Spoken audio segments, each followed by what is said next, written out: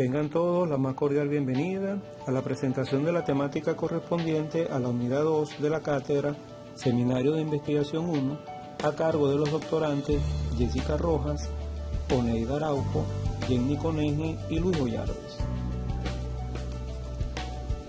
Se entiende por estrategias y herramientas para recolectar datos cuantitativos aquellas prácticas y medios que permiten contabilizar, utilizando números, lógicas y un análisis de datos objetivos para la creación de teorías sobre un fenómeno de investigación. Las estrategias son el conjunto de procedimientos metodológicos que toman en cuenta las técnicas e instrumentos para el alcance de los objetivos de la investigación. Una herramienta consiste en la técnica e instrumento de la que se vale un investigador para la obtención de la información a partir de la población o fenómeno estudiado. El proceso de planificar la recolección de datos cuantitativos parte de establecer las variables, las definiciones, la muestra y los recursos empleados para llevar a cabo el proceso. Esto se orienta hacia las fuentes de aporte de datos, la localización de esas fuentes, el método o forma de recabarlas y la preparación para analizarlas.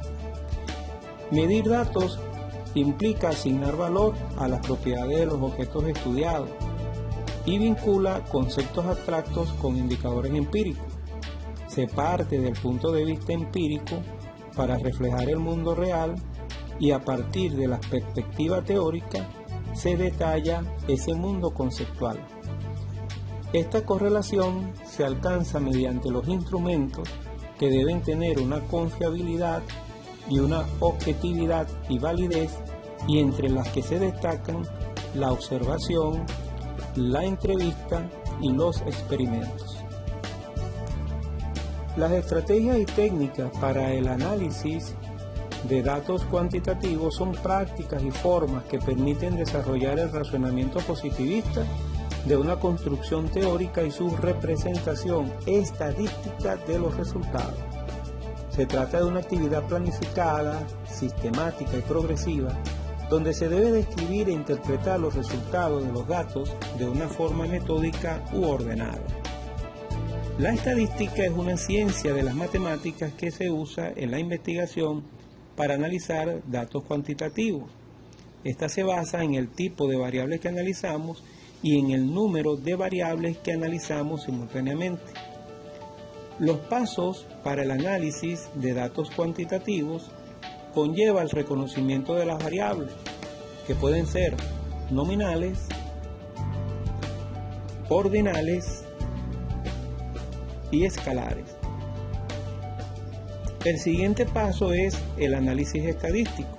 Acá se establece el estudio de variables como el cálculo de la media aritmética de la desviación estándar, la visualización gráfica mediante histogramas, gráficos circulares o barras, entre otros. Conlleva a una correlación que mide, si llegase a existir, una relación entre variables diferentes. Como siguiente paso se tiene el procesamiento y análisis de los datos, la cual conlleva el uso de software estadístico para el procesamiento de los datos. Los programas computacionales para el análisis de datos cuantitativos son las herramientas para el estudio que permiten tomar mejores decisiones basadas en análisis estadístico de la información. Los programas, una vez guardada la data, deben mantenerse y posteriormente almacenarse en versiones posteriores cada vez que se procese la información. Estos programas permiten análisis univariados o multivariados, descriptivos y la visualización de datos mediante gráficos. Entre los principales software se tiene el paquete estadístico SPSS, que es uno de los que más se emplean a nivel de estudios cuantitativos, así como los programas denominados Minitab, Estadística, Databit, Stat, entre otros. El Excel es uno de los programas que más está comercializado y que sirve de base para hacer análisis estándar de datos estadísticos. Para el reporte de los resultados se establecen que los datos obtenidos a través de las diversas técnicas de recolección y una vez que son procesadas mediante el software estadístico, deben ser mostradas a los entes interesados en el estudio para sus contrastes con la teoría y establecer la realidad objetiva de lo que se pretende investigar.